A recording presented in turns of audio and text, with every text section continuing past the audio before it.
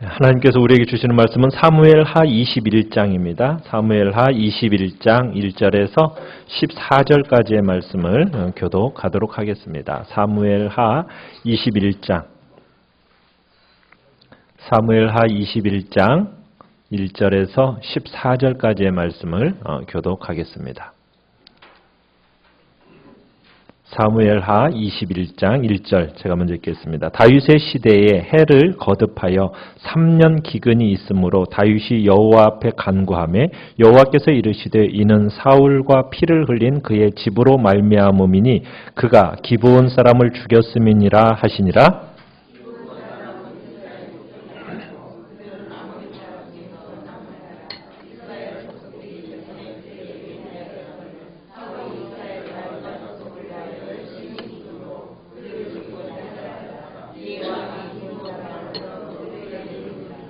다윗이 그들에게 묻되 내가 너희를 위하여 어떻게 하랴 내가 어떻게 속죄하여야 너희가 여호와의 기업을 위하여 복을 빌겠느냐 하니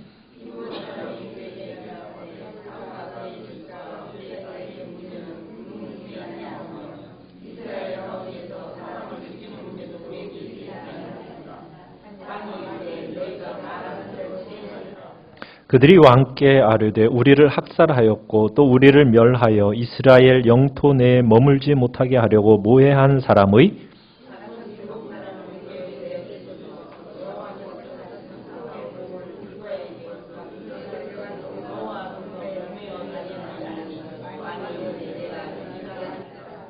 그러나 다윗과 사울의 아들 요나단 사이에 서로 여호와를 두고 맹세한 것이 있으므로 왕이 사울의 손자 요나단의 아들 무비보셋은 아끼고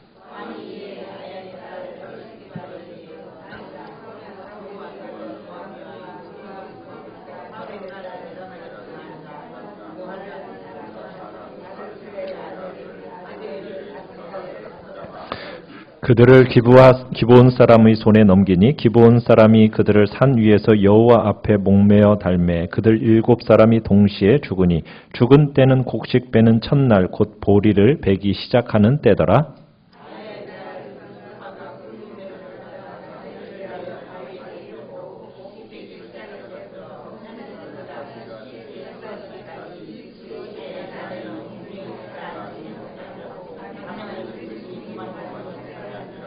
이에 아야의 딸 사울의 첩 미스바가 행한 일이 다윗에게 알려지매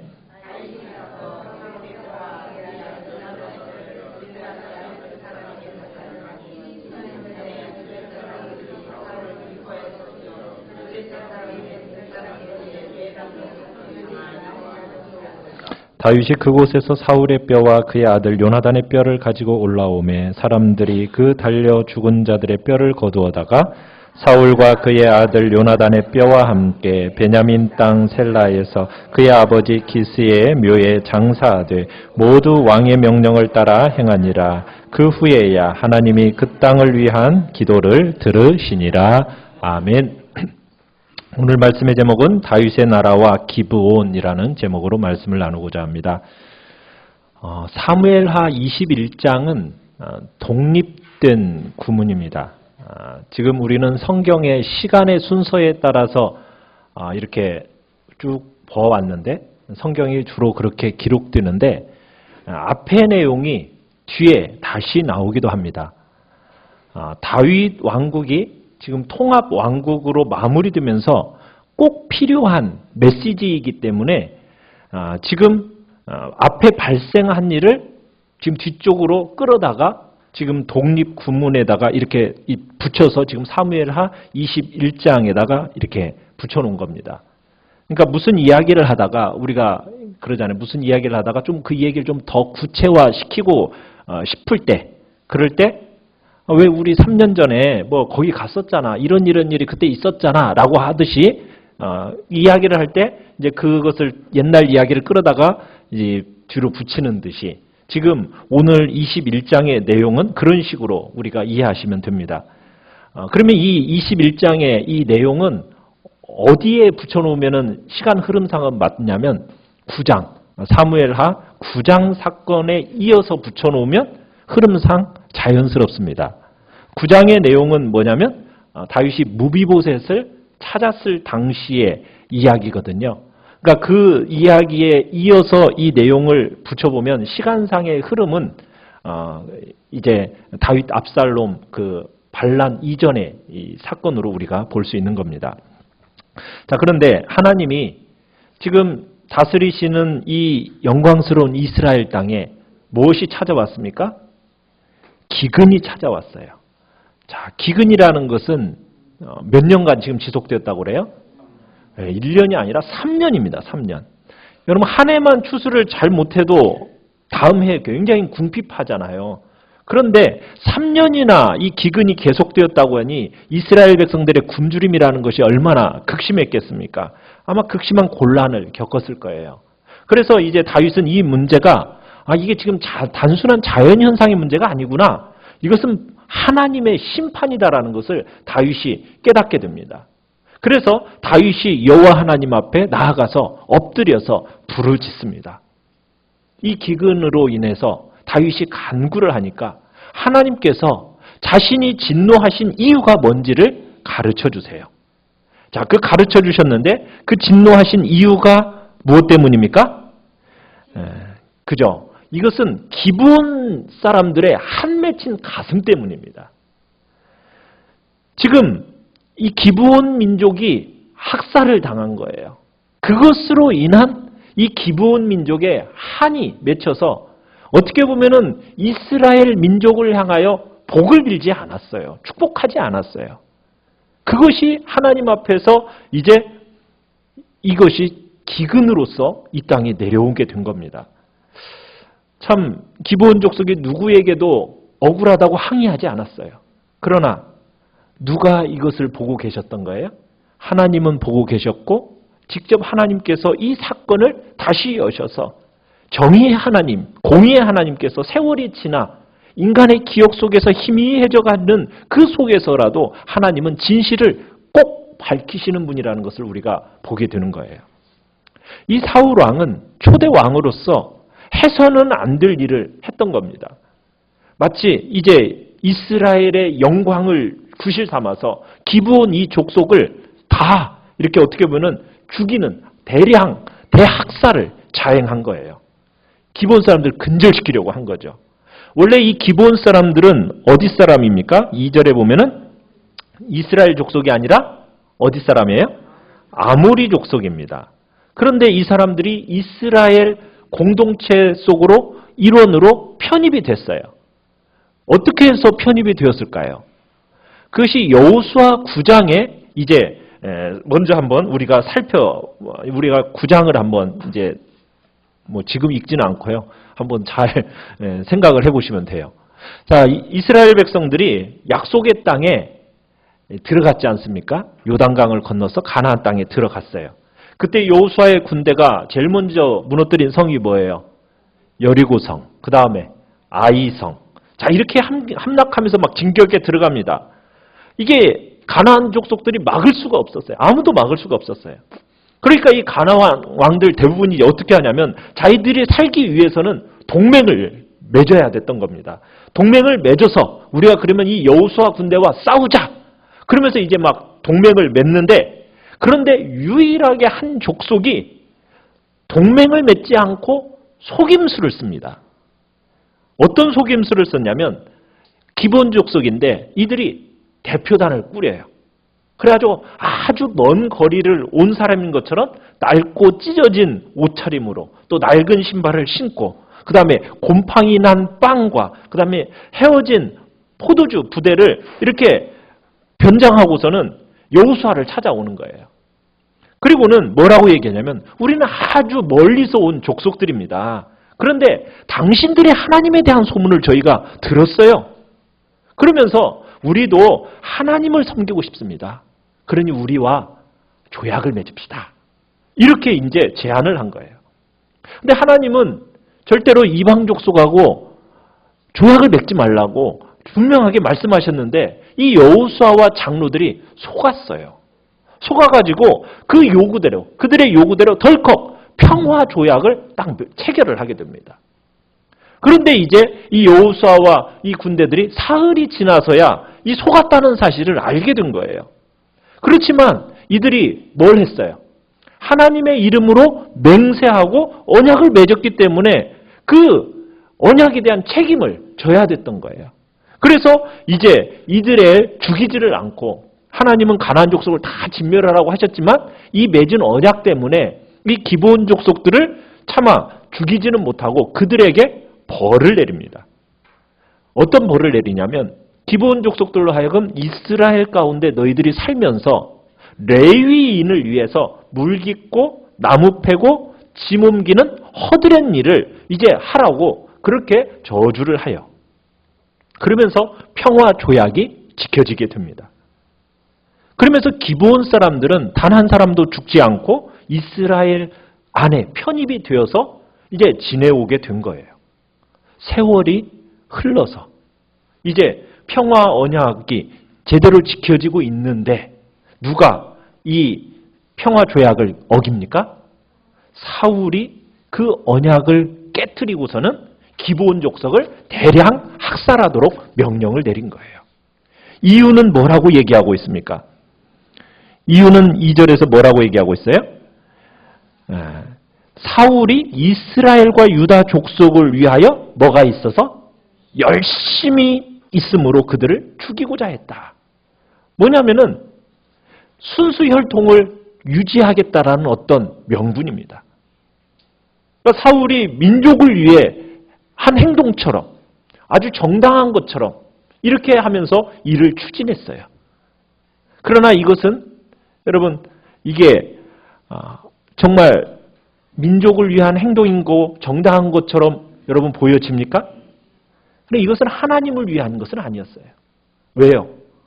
하나님의 언약을 깨트리는 행위였기 때문에 언약을 맺었으면은 그 언약에 맞춰서 분명히 자신이 기브온 족속들을 책임지고 지키고 보호해야 할 의무가 있는 거거든요. 그런데 그 언약을 생각하지 않고 단지 민족을 위한다라는 명분 아래 대량 학살을 감행한 거예요. 우리가요, 하나님의 일을 한다고 하면서도 어떤 하나의 명분을 가지고 일을 하기가 쉽습니다. 공의롭고 정의롭다라는 명분 아래. 그러나 그것이 과연 하나님의 나라를 위한 것인지 하나님의 관점에서 이것이 합당한 것인지 우리는 잘 살필 필요가 있어요.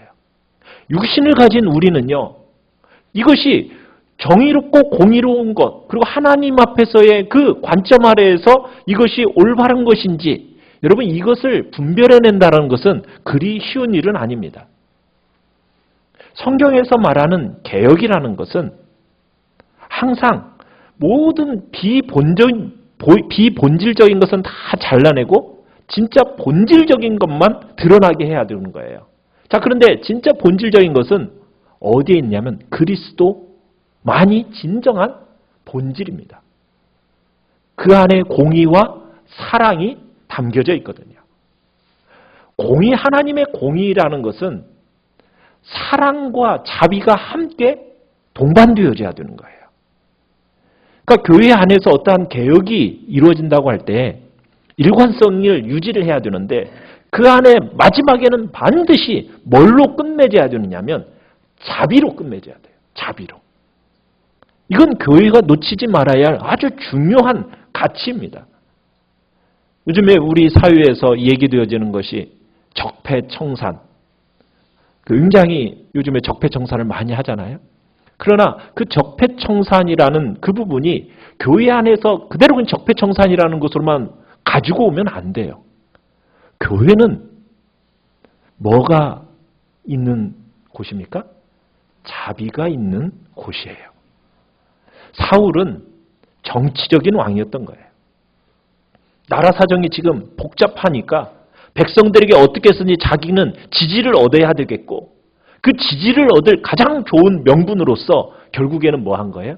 기브온 족속을 학살하는 거였어요.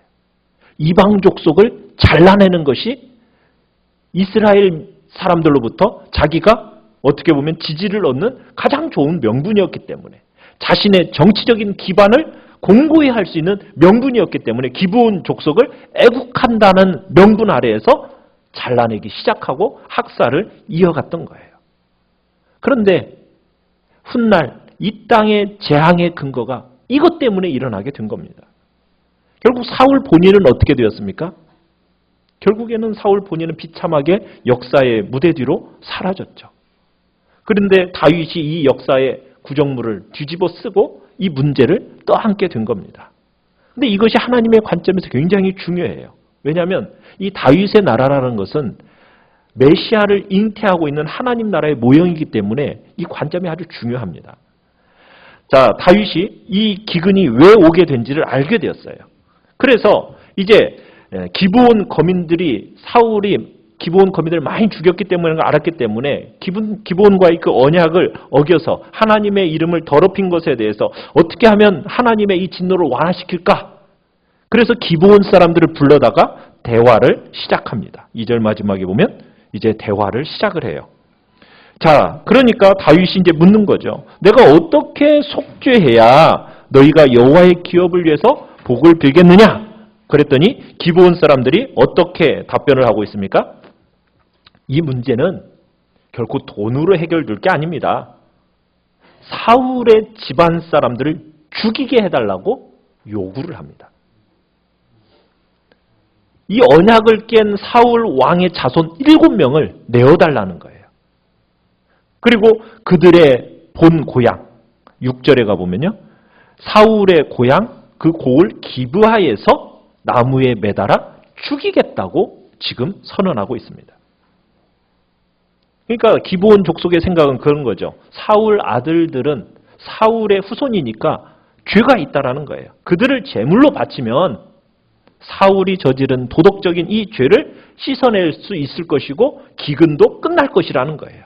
그러면서 기브온 족속이 나름대로의 해결책을 내놓게 됩니다. 아마 이 기브온 족속들의 마음속에는 뭐가 지금 맺혀 있어요? 그렇죠. 사울에 대한 이 한이 맺혀져 있으니까 어떻게 해서든지 이런 식으로 문제를 해결하고 싶었던 거예요. 그래서 다윗이 이 요구를 들어줍니다. 사울 집안 사람들 중에 누구를 내줄까 고민한 끝에 이제 명단이 발표가 돼요. 자, 누가 갑니까? 8절에 보니까 아야의 딸 리스바에게서 난 2 아들, 그 다음에 사울의 딸 메라백에서 난 5 아들, 7명을 붙들어다가 이제 기브온 사람에게 내줍니다. 자, 그런데 누구는 뺐어요?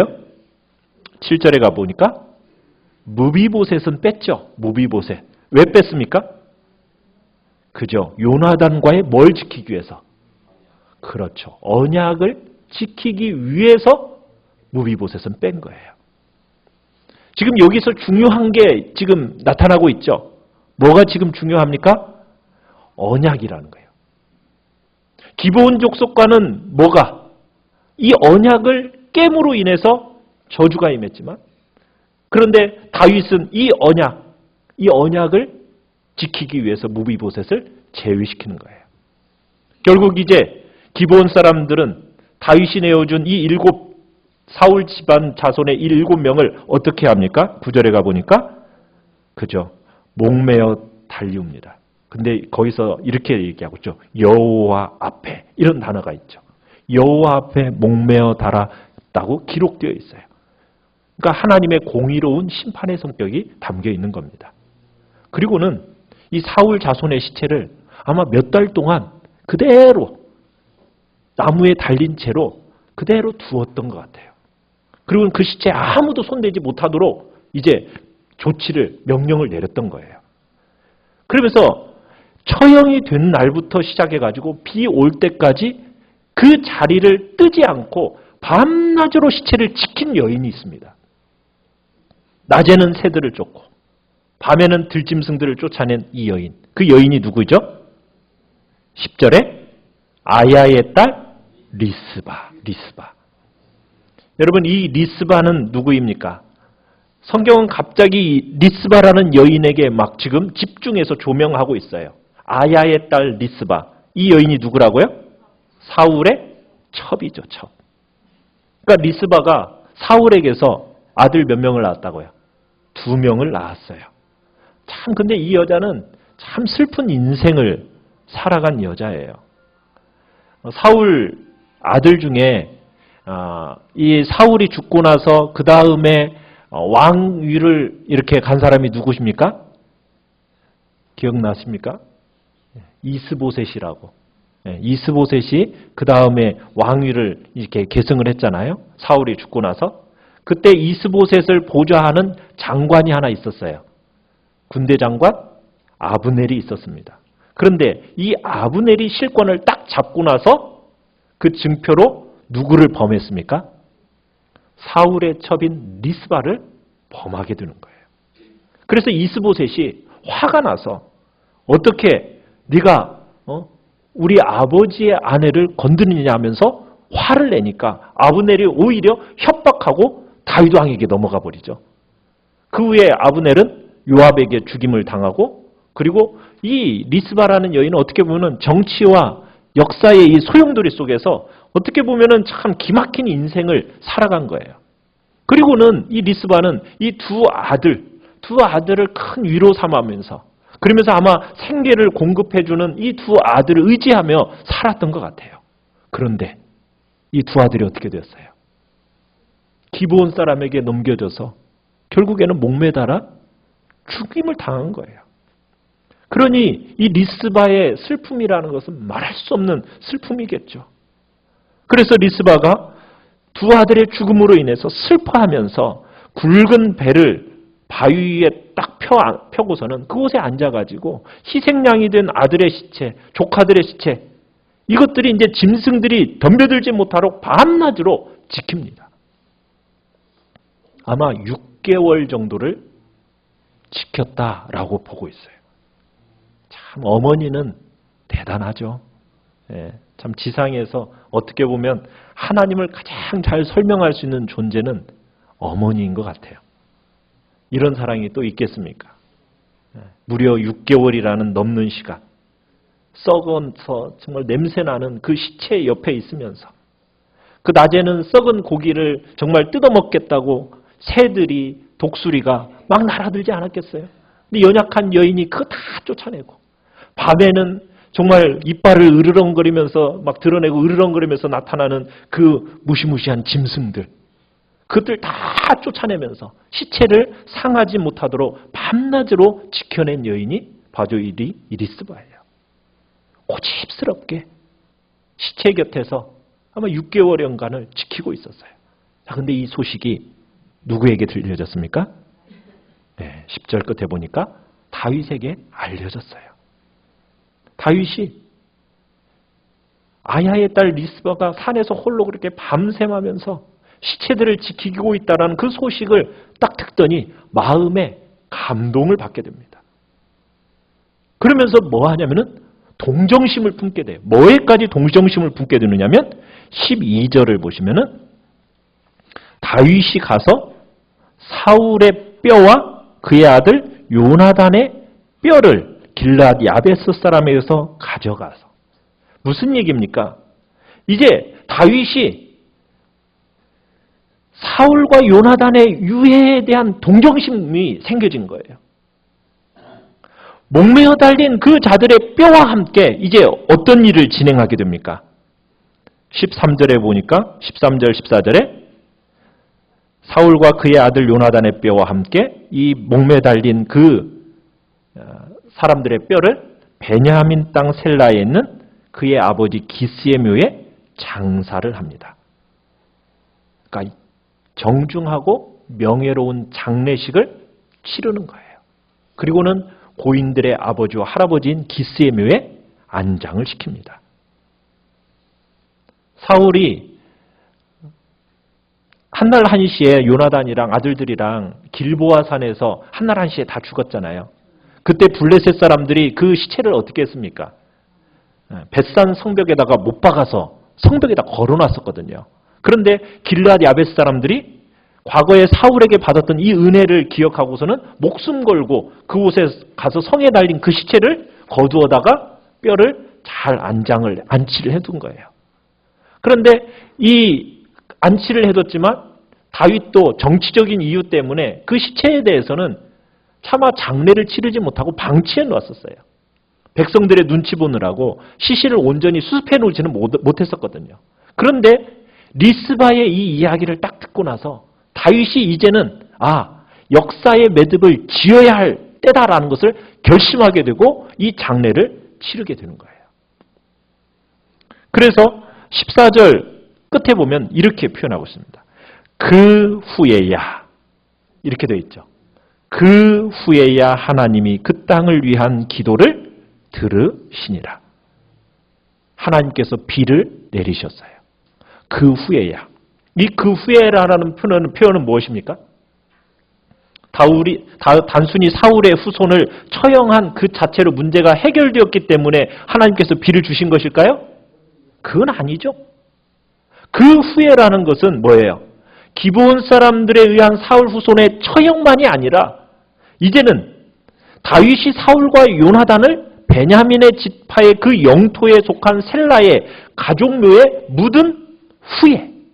묻어준 후에 지금 뭐 한다는 거예요? 하나님께서 진노를 누그러뜨리시고 이스라엘의 비를 내려주셨다라는 거예요.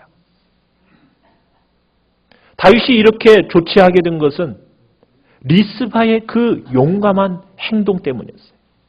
죽은 두 아들의 시체를 지키려고 모성애를 품고 밤을 새운 데 대한 감화를 받고 이루어진 실행의 모습입니다.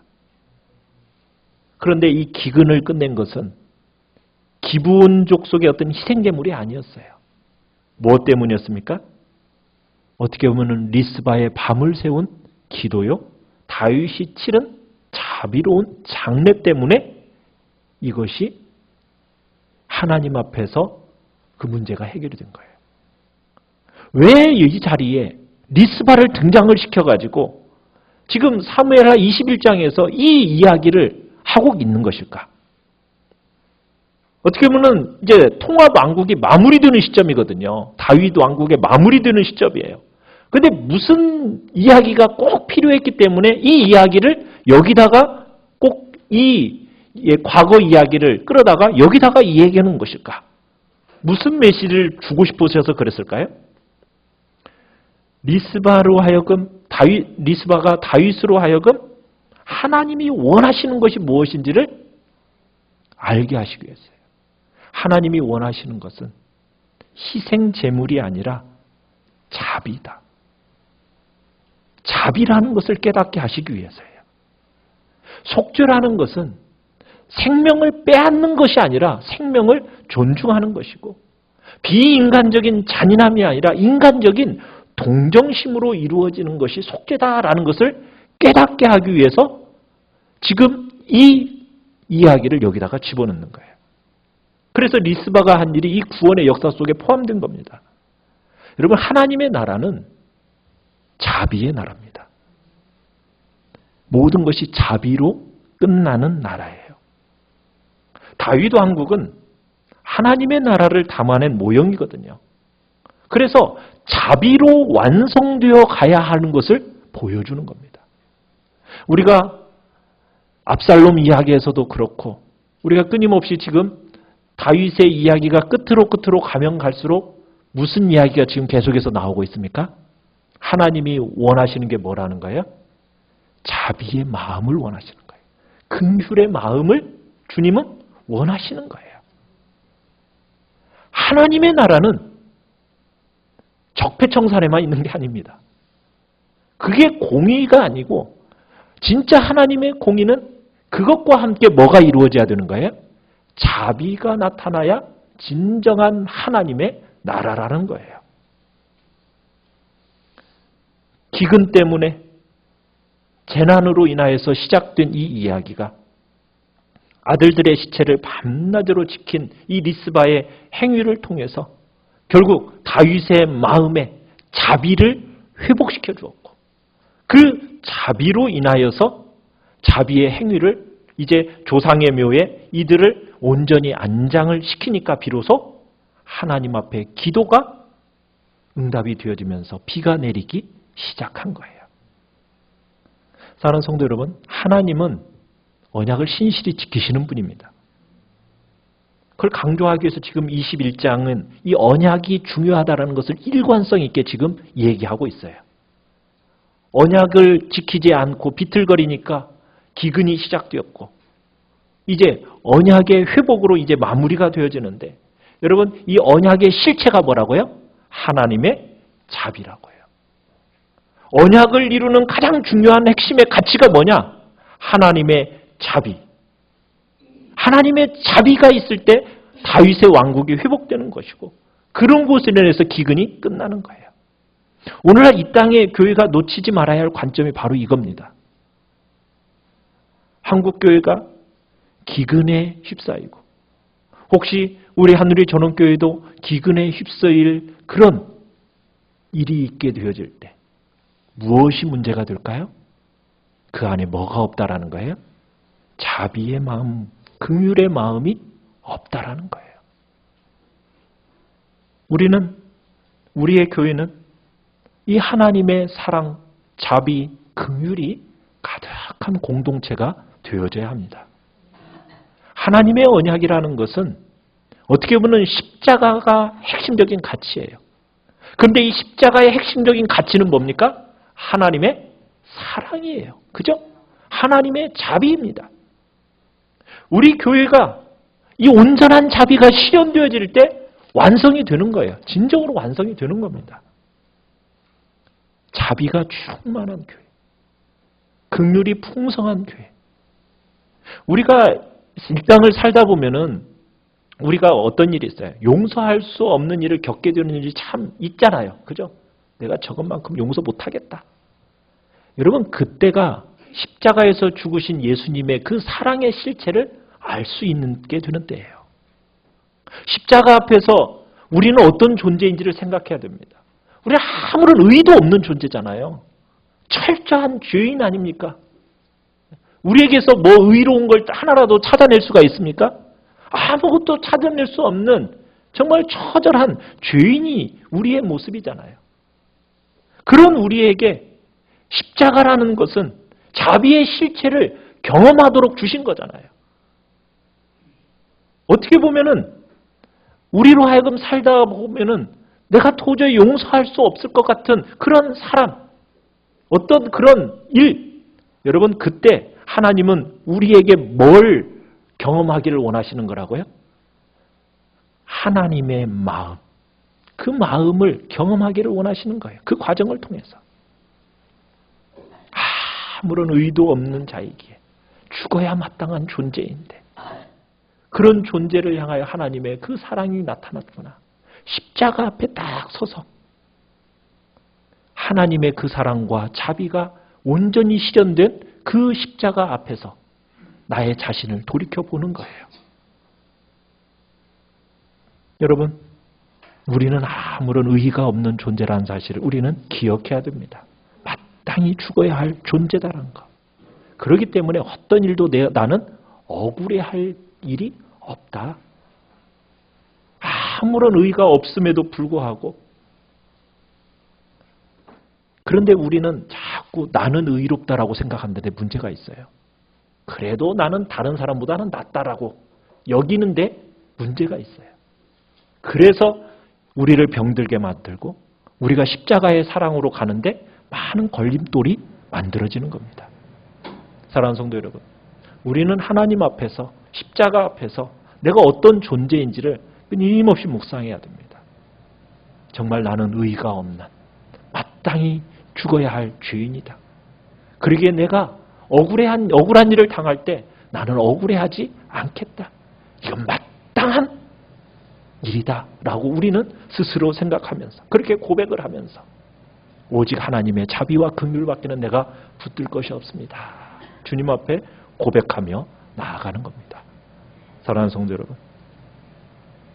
우리 안에 이런 진정한 하나님의 자비와 긍휼이 풍성하기를 원하고 우리 한누리 전원교회가 하나님의 자비와 긍휼로 가득한 공동체가 되어질 때 이 땅에서의 기근은 사라지고 하나님이 약속하신 축복의 비가 충만하게 내려지게 될 것입니다. 주의 교회가 우리의 심령이 주님 앞에서 이런 복된 긍휼과 자비와 하나님의 사랑으로 풍성하게 나타나는 은혜의 역사가 있게 해달라고 이 시간 같이